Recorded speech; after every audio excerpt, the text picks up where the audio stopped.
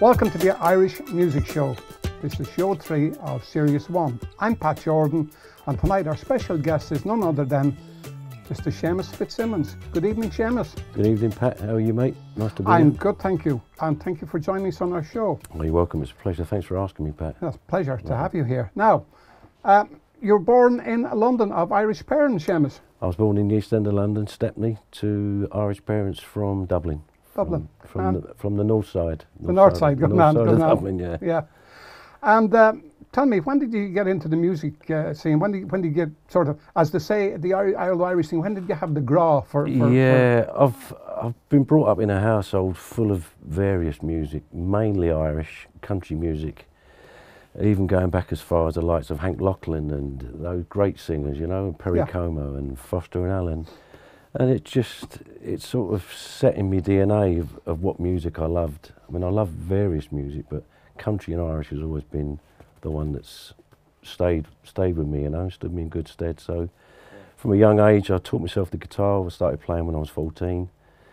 I never had any lessons. I didn't know what chords I was playing half the time, but just stuck at it and developed my own style of playing, I suppose, if you like. And here I am today. I'm writing songs, and so it's brilliant. Great. Now we'll move on to the songwriting, because when did you first discover again that you had, songwriting can probably come easy to some people. Yeah. What gave you the inspiration to write songs? I think what it was, I didn't start writing till I was in my early 30s, really, Pat. And I think one of the big inspirations to me was listening to the likes of Charlie Lansborough, who's I'm fortunate enough to be a good friend. Obviously, you know Charlie yourself. Yeah. Probably better than me. And just watching and listening to the way he used to write songs, and I thought, I'd love to have a crack at that. And I didn't even know if I could write a song. I just picked the guitar, and one of the first songs I wrote was a song called My Beloved Son. And now I'm going back over 20 years ago when Anne Breen was on the scene. And a dear friend of mine who I lost a couple of years ago, Pete Doherty, always used to carry a CD in his top pocket, and he used to go to all the big shows, all the big tours, in Buxton Opera House, and he met Anne Breen and said, just have a listen to this CD. So this is a mate of mine, he's written this song and it will suit you. And she recorded it and named the album after the song. So that was my first thinking, my song is good enough. My songs might be okay, and I carried on from there, really, Pat, just stuck at it. That's excellent. Of course, Anne, she was a huge star. She's a lovely person. Yeah, as well. Lovely person. Yeah. Really nice. I'll never forget the night she phoned and said, could she record it? I thought, God, you don't know how much that means to me for you to ask me that. So yeah. It was brilliant. And I remember Charlie saying, well, there's your little step on the ladder, to being a songwriter. So.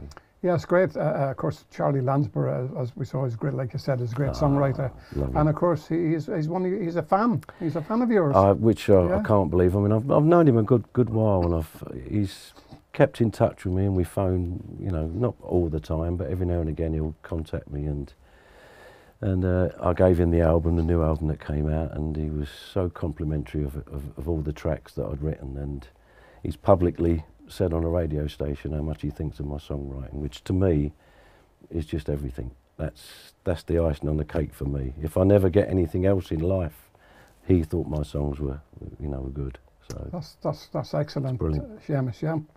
And of course you were in the music business for quite a while, and then you had to take some time out. I took some time out, Pat, and I took probably 10 years off. I'm probably going back over 20 years now, and when Brendan Shine and them sort of people were really doing the big tours, and I was fortunate enough to support Brendan and Frank McCaffrey and a few other names. I was doing well. I had a little 3-piece band with me, sometimes a duo, and my wife became ill, and I won't go into it too much, but I took 10 years away from the business, and you know yourself, Pat, if you're away for too long, then you're soon forgotten. So it's my second bite at the cherry these last 3 years. I've pushed it again, and touch wood, things are starting to. Yeah, of course, and of course you've got a new album out. I have indeed. Yeah. It's only taken me 3 years, but now I'm pleased with it. It's the production of it, especially as we were saying earlier. I'm chuffed with the way it's come out, you know, and to think my songs are on an album. And the one song that's the cover version on there is a song I dedicated to my father, my late father, Terry, called The Isle of Innisfree. It's always been my favourite song from one of my favourite films. And the production on that in particular was done by a lovely fellow called Wayne Golden over there in Dungannon. Yeah. He's a fantastic musician, and a lovely fella. Yeah, so I was well chuffed with that. Really chuffed. Seamus, the title of the new album is Rainy Heart, and that's the title song as well as Rainy Heart is the song written on. Is the title track to the song, yeah, Rainy Heart. So and that was produced by Jerry O'Brien and Glenn Flynn over there in Tullamore. I know the two boys very well. Yeah. And thankfully, you're in good company. Very good company, and they've been doing great for me. So that's the title track, Rainy Heart, which is. And I believe that you had a message from none other than Vince Gill, who heard Rainy Heart. He did, and he gave it his seal of approval and said it was well written, lyrically and musically, which, again, it don't get much better than that. Well, you don't get much better, not in Vince Gill, because, I mean, he's a superstar, yeah. Fantastic. Yeah, he's fantastic, so, yeah. Anyway, Seamus, we're going to take a look at the video now, Rainy Heart. Oh, thanks, Pat.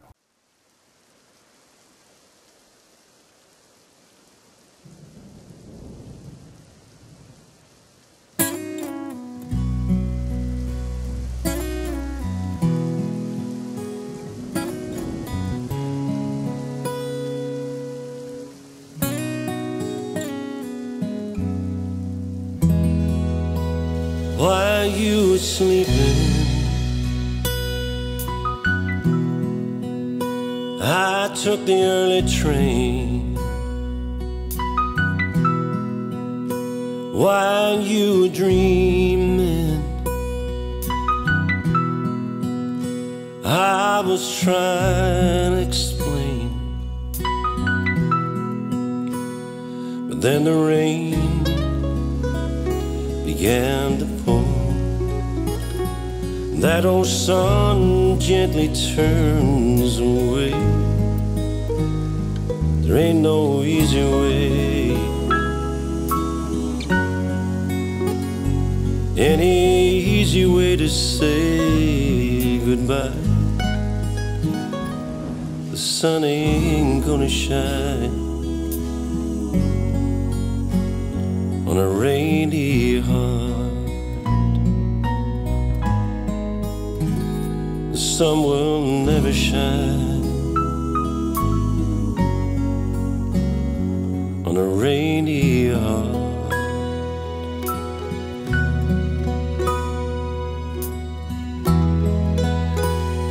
I almost called you 10 miles out of town. I still wanna hold you, though I'm northward bound. But then the rain began to pour, and that old sun gently turns away. There ain't no easy way, any easy way to say goodbye. The sun ain't gonna shine on a rainy heart. The sun will never shine on a rainy heart.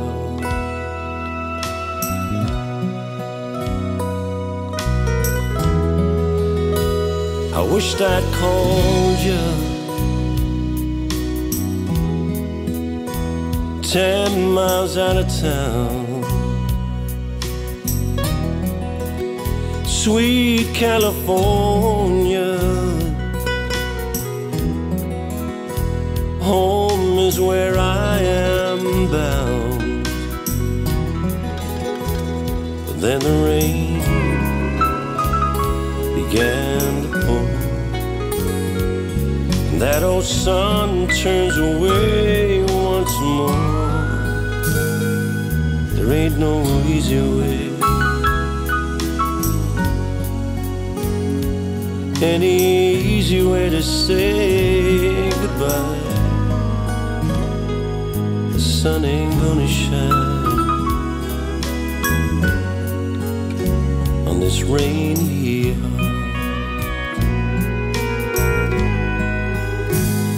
The sun will never shine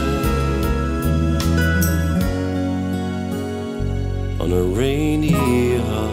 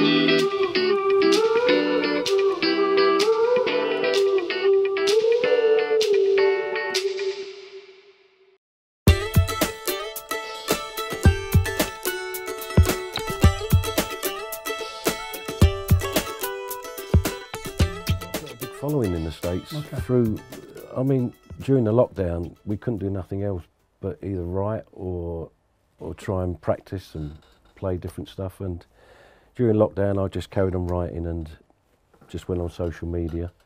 And I got a nice following in the States and in Ireland especially. I'm hoping, fingers crossed, when we get the green light, to go back over to Ireland and do a few album launches and a little mini tour. I'd love to see, because one of the songs on the album is called The Crackin' Old Mayo, and it's mentions so many counties in Ireland that I've never been to. Yeah. So I'd love to just see just a few of those places, because anywhere in Ireland is brilliant as far as I'm concerned. Well, anywhere in Ireland's home. Yes, that's true. And it's a good song there. Good song there, yeah, so, it is. Yeah, it is. So Yeah. please God, fingers crossed, I can get back over there. That's my ambition, Seamus, to visit every county in Ireland. Really? Although I'm from County Wicklow originally I'll myself. come with you. Yeah. I'll come with you. We'll do it together. Good man. Yeah. You bring the guitar and we'll Oh, yeah, definitely.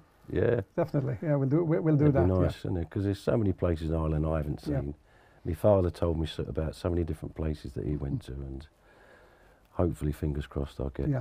Of course, you come back in, like you said, you come back to the music scene about 3 years ago, and of course then the last sort of nearly almost getting up for almost 2 years now of that. Of course, you've been in lockdown. We never see that one coming, did we? We did not. No. It's. I know things are starting to slowly get back to some sort of normality over in the UK, but the numbers are still down for those who can come and see us. And I know for a fact loads of musician friends of mine in Ireland can't even go out and play.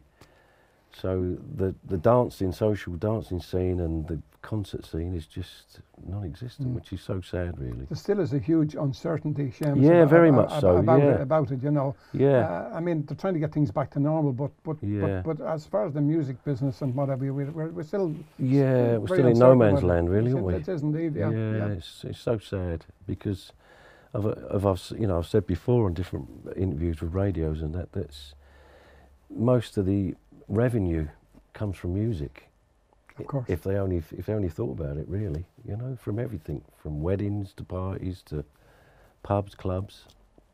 So it needs to come back big style, obviously when it's safe, but it does need to come back. Yeah, indeed. Seamus, you've had some this new album. You've had some great hits with it, with some of the songs on it. So one of them in particular, I Wanna Be.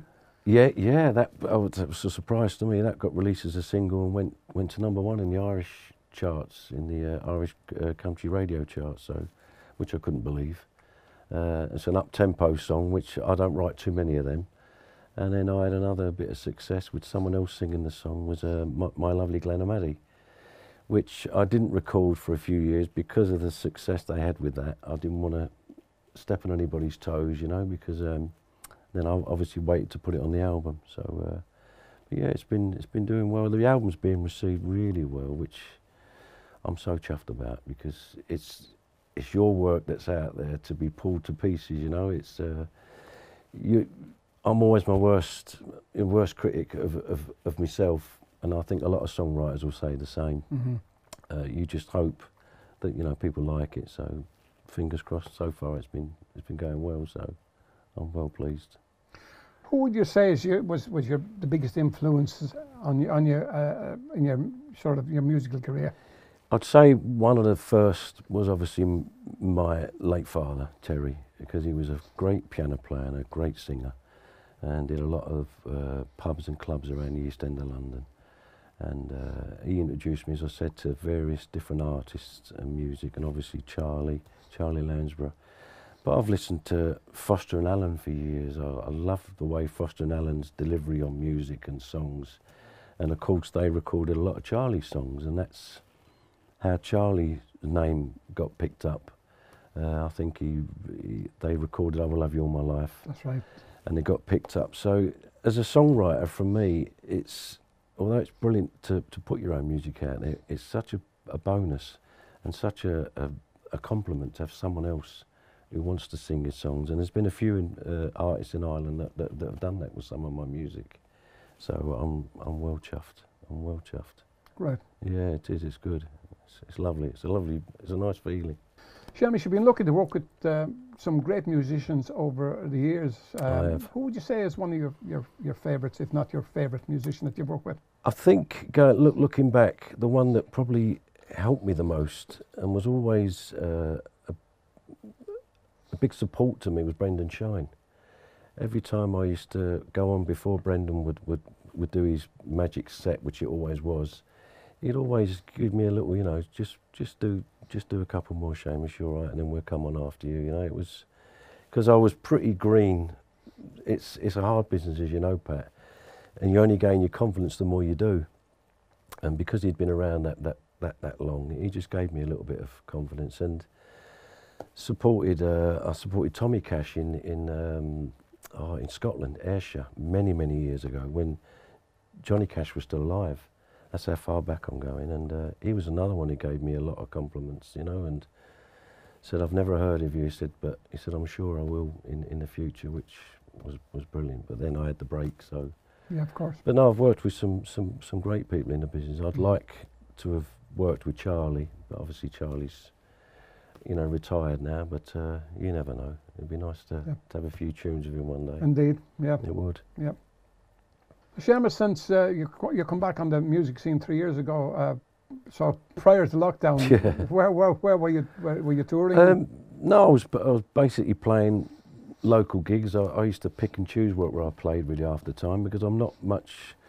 I wouldn't be any good for the social dancing scene, say, you know, because a lot of my stuff I like, which is slowish. I do mix it up a bit, but I played places like Cassidy's over there in Eaton Moor, and a few places around Manchester, Birmingham. I used to go down to London occasionally, over to Dublin, but then I could never get out of Dublin because all my family's there, so it'd end up being the one pub for about 4 nights, you know. So, but it was a great crack, yeah. But please God, when it all kicks back in again. Seamus, anything else again prior to lockdown that sort of stands out in your mind that you've done? Yeah, I did some corporate stuff. One was the Lachlan Bar show. I worked with a couple of fellas that are doing really well at the moment. Obviously, you got Jed Graham and Danny Muldoon, and my old pal Billy Barton, with the great show that they're touring with. Yeah, I've shared some stages with some real good, fine musicians, you know, at the top of their game. So and you learn a lot from them. You certainly do. You yeah, do. You're talking. You never stop learning, do you? Yeah, you never stop learning. No, Seamus, you don't. No, of course you don't. No, that's true. So Seamus, what's your passion? Is it songwriting or being a touring musician? A bit of both, really, Pat. But I love performing, and I love the songwriting as well. And I've been recently working with a great musician over there in Canada called Dan Washburn, who's worked with some of the best in Nashville, and I've learnt a lot from him. We did a few Zoom calls, which obviously you can't meet each other, so, and I had some ideas for different songs, and someone else's input. I've never done it before, never done any co-writing, and it was nice because they would give you an idea and then you bounce between the two of you.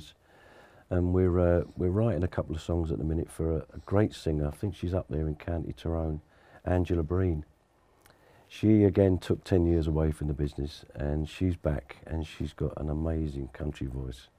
And you're going to be hearing a lot more from her. And a big Christmas present for me was talking to Charlie a while back before Christmas, and he'd said he'd got hundreds of songs that he couldn't do nothing with. And he said, "Do you mind if I send you some?"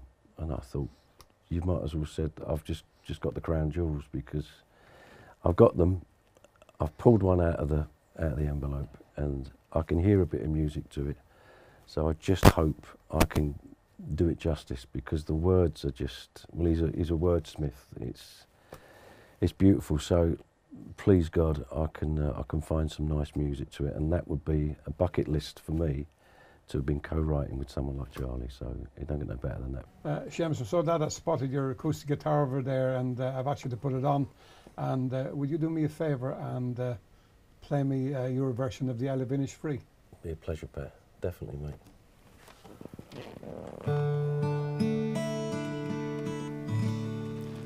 I've met some folks who say that I'm a dreamer, and there's no doubt that there's truth in what they say. For sure a body is bound to be a dreamer when all the things he loves are far away, and precious things are dreams unto an exile.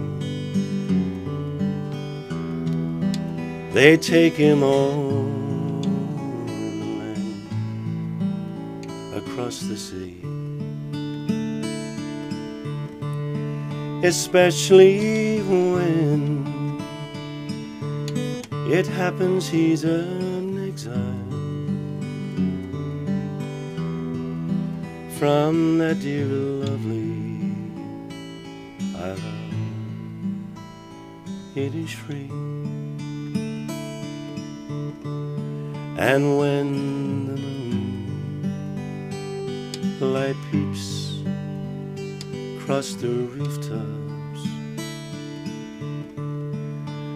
of this great city, our wondrous though it be, when I come back to my own dear Ireland, I'll rest a while beside you, Cramagree.